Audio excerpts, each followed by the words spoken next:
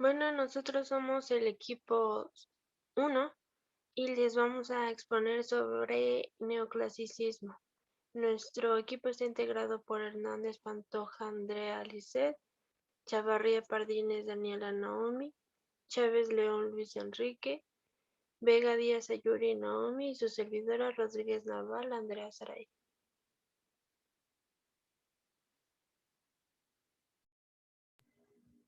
Bueno, el neoclasicismo en Francia surge a principios y mediados del siglo XVIII, inspirado en parte por los informes de las excavaciones arqueológicas de Herculano 1738 y especialmente de Pompeya en 1748, que dieron a conocer los diseños y pinturas clásicas, y en la década de 1740 el estilo comenzó a cambiar lentamente, ya que la decoración se vuelve menos extravagante y más discreta.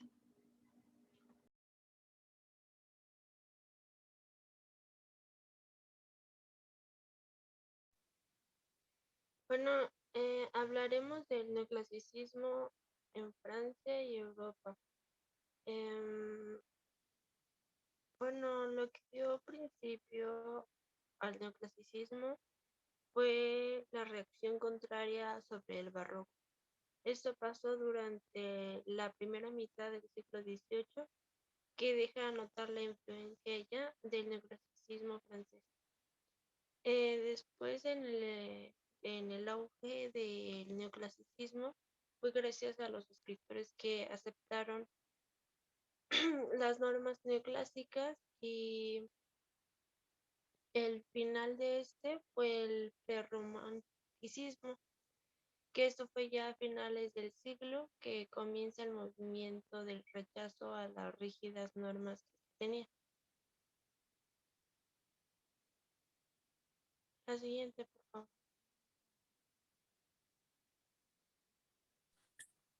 Su contexto histórico, bueno, en él hubo tres eventos que fueron claves para el movimiento neoclasicista. Uno de ellos fue la aparición de la Ilustración, que fue un movimiento filosófico el cual defendía la razón, el conocimiento y la secularización como propósito y medio para derogar el dogmatismo y fomentar el progreso. Este movimiento lo insertó Diderot y D'Alembert con la enciclopedia entre 1751 y 1772. Otro de ellos fue el descubrimiento de las ruinas de Herculano y Pompeya. Y por último fue una doble revolución, es decir, una revolución industrial que llegó a modificar los modos de producción y su organización social, y la Revolución Francesa que proclamaba la igualdad, la libertad y la fraternidad. La siguiente, por favor. En su contexto social encontramos que el arte fue considerado, además de un problema formal, un problema de sentimiento. Sus cánones normativos fueron los valores de la sensibilidad, la imaginación y el gusto, además de profesar la fe católica, dándole un poco más de importancia al derecho natural que al divino. En su contexto económico encontramos que los ilustrados promovieron la investigación de la naturaleza, el desarrollo científico, la educación y la difusión general de todo tipo de conocimientos con la enciclopedia.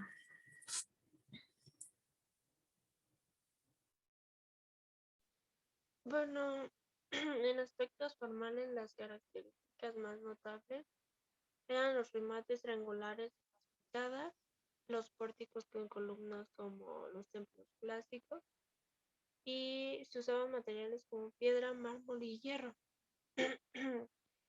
Las columnas estaban cuadradas, estaban adosadas a la pared. Presenta también elementos de arquitectura clásica como lo son la bóveda, la cúpula y los arcos medios. Em, También eran proporcionalmente basadas en volúmenes geométricos y simétricos. La siguiente, por favor. Em, las cubiertas también solían ser abovedadas inspiradas en el arte romano y las líneas rectas dominaban sobre las curvas. La decoración era clásica en el exterior y las columnas representaban los órdenes jónico y dórico de la antigua Grecia, y su sencillez era su mayor tendencia. Eran fachadas muy estéticas.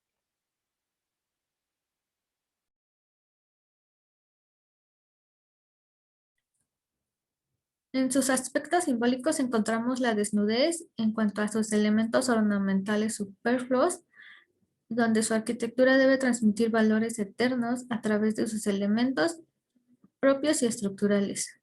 Su decoración fue a base de guirnaldas vegetales, guirnaldas con flores o de frutas, palmas y laureles, además de jarrones, róleos y grecas. Contenía cornisas y frisos con metopas y tirglifos.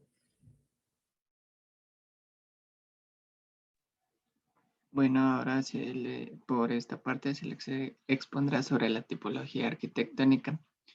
La siguiente, por favor. Bueno, ahora se les hablará sobre la tipología arquitectónica de la corriente neoclásica, que principalmente se enfocará en Francia y en el resto de Europa. Bueno, como en la mayoría de las corrientes arquitectónicas que surgieron en esta época, se divide principalmente en dos tipologías, que es la arquitectura civil y la arquitectura religiosa.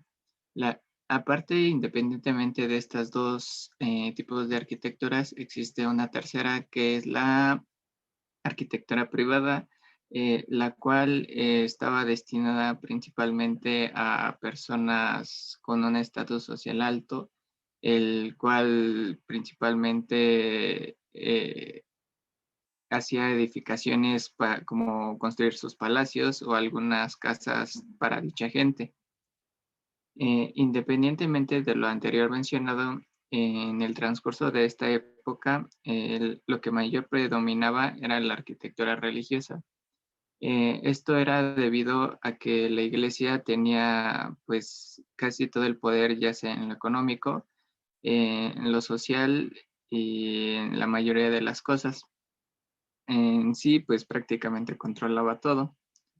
Debido a esto, la iglesia pues mandaba hacer construcciones más que nada religiosas, ya como iglesias, panteones, entre otras cosas. Em, Incluso cuando ella estaba perdiendo su poder, que era cuando estaba iniciando el barroco, la religión se apoyó en esta corriente arquitectónica para así poder volver a retomar como que la creencia y la importancia con la sociedad, haciendo que las construcciones de tipo religioso tuvieran una monumentabilidad bastante considerable para que vieran como que el poder que tenía la religión en esa época. Debido debido a esta corriente del barroco es que surgió el neoclásico. Esto fue nacido así porque como que quería contrarrestar las ideales del barroco, ya que quería eliminar las ornamentaciones y traer como que de vuelta el estilo clásico que se manejaba en la época griega y en la romana, aparte de otras características que se mencionaron con anterioridad. Debido a esto, la burguesía cada vez más dedicada a luchar contra estructuras del régimen antiguo, se fue como que aliando más con el neoclasismo para así poder quitar esos ideales del antiguo régimen, del antiguo régimen que son las estéticas del barroco. El neoclasismo progresivamente va identificándose con valores de virtud cívica, patriotismo, honestidad y austeridad, con lo que la burguesía se enfrenta a las clases dominantes o la religión. En sí, el neoclasismo termina siendo una como que revolución burguesa, ya que lo apoya en muchas características. Por parte de la arquitectura civil, los arquitectos tenían como que mayor libertad al diseñar cualquier tipo de edificación, por lo que se diseñaron monumentos, los cuales hoy son muy conocidos. Un claro ejemplo de esto es el Arco del Triunfo. La siguiente, por favor. Un claro ejemplo de esto es el Arco del Triunfo, la Puerta de Brandenburgo, el Palacio de Bourbon, y aparte de estos mencionados, construían edificaciones públicas como escuelas, teatros y hoteles. Ejemplos de estos es la Escuela de Cirugía de París, el Teatro de Besançon y el Hotel de Montheil. La siguiente, por favor. Por parte de la arquitectura religiosa,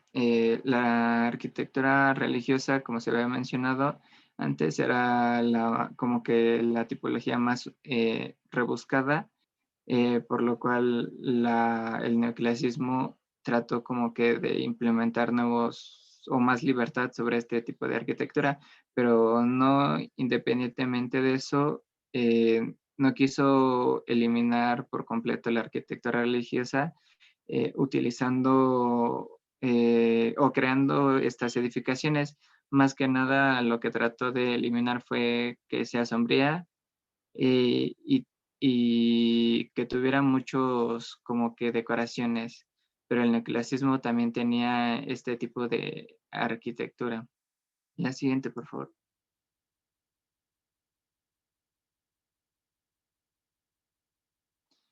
Y algunos ejemplos de este tipo de arquitectura es la iglesia de Madeleine, la iglesia de San Vicente de Paul y la basílica de San Francisco.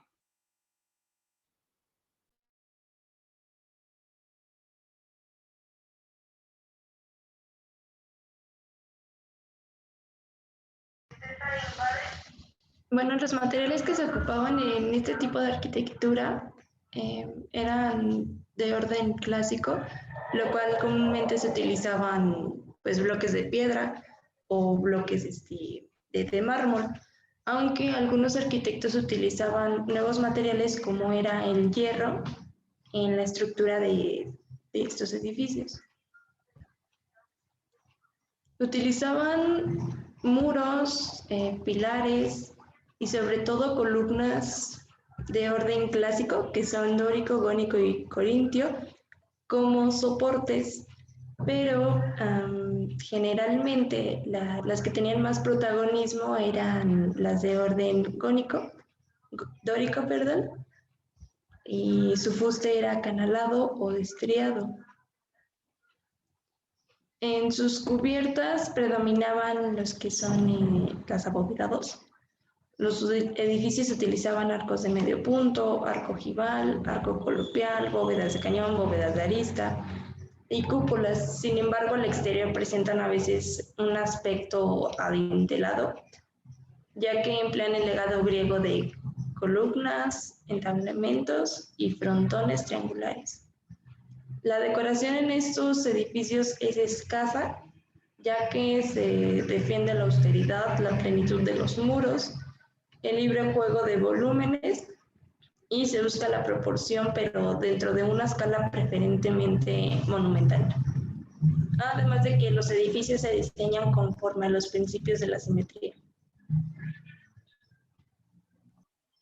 Bueno, ahora hablaremos de uno de los arquitectos más reconocidos de esta orden.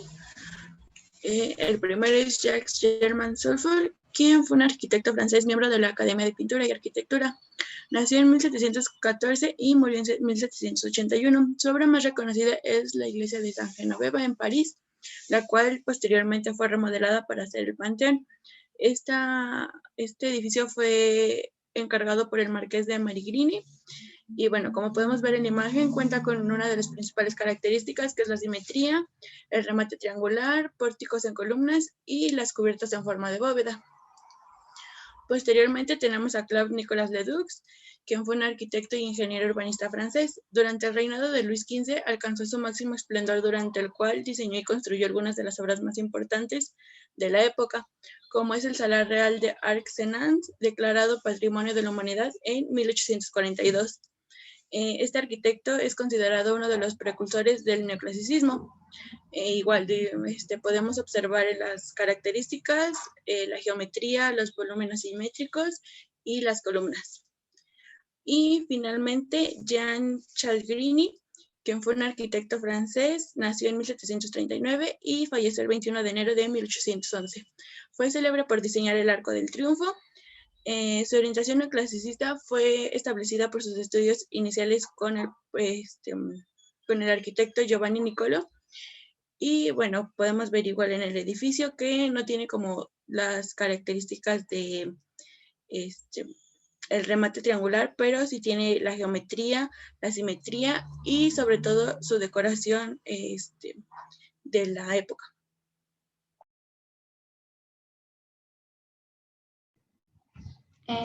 Hicimos un pequeño análisis de algunos edificios de este orden. Y en primer lugar tenemos el Museo Británico, que en él predominan los materiales clásicos, como son la piedra y el mármol, como se ha dicho anteriormente. En sus sistemas constructivos está formado este edificio por columnas, muros, losas, pilastras, y todo sigue un estilo clásico. Los elementos arquitectónicos que predominan es que en la fachada cuenta con columnas de estilo cónico, que cuentan con los siguientes elementos, que es una cubierta, que es acrotera, cima o frontón, un entablamento, una cornisa, friso y arquitrabe, y en la columnata tiene un capitel, un fuste y una basa y una plataforma de estilo estereobato y estilo bata. En la iglesia Madeleine, su cubierta es de bronce, tiene un basamento de piedra y una mampostería también de piedra en las columnas. Es un templo períptero octacilo de orden corintio con una planta y una elevación rectangular. Y este edificio presenta como elementos como columnas clásicas corintias, frontón clásico con representaciones del Evangelio de San Mateo, en la que habla del juicio final, y también presenta un pórtico con entrada. También otro claro ejemplo de esto es el Hotel de Sal, que ahora es el Palacio de la Legión de Honor, construido por Pierre Rousseau en 1751 a 1783. La fachada se distingue con su simplicidad y su pureza y su armonía y equilibrio. Cuenta con una columnata de columnas corintias que sostiene el revestimiento de la rotonda, que está coronada por estatuas, y la fachada también está animada por bustos de emperadores romanos en nichos y esculturas en relieve sobre las ventanas de la avant-corps central semicircular.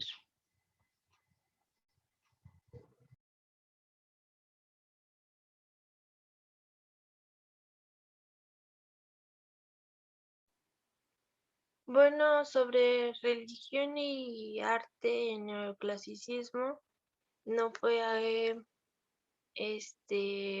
uno de los principales artes que no reconocían al cristianismo. Este sustituyó a Dios por el culto de la razón y bueno, los artistas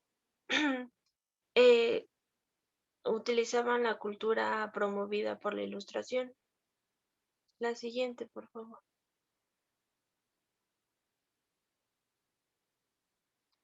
Bueno, esta escultura se llama Eros y Psique, fue por Antonio Canova, y esta pintura es del neoclasicismo por Antonio Tilio. Bueno, esta escultura es de la mitología griega y se basa en que Eros y Psique bueno, más que nada sí que era una persona muy hermosa y la diosa Venus le tenía celos, entonces envía a su hijo Eros, que es Cupido, a, a destruirla, pero este se enamora de ella y por eso la escultura se llama el beso que reanima a Psique. Y bueno, esto es mencionado gracias a que el arte fue uno de los de las principales fuentes que se basa en el neoclasicismo. Y gracias a esto después lo adoptó la arquitectura. Esto sería todo de nuestra parte.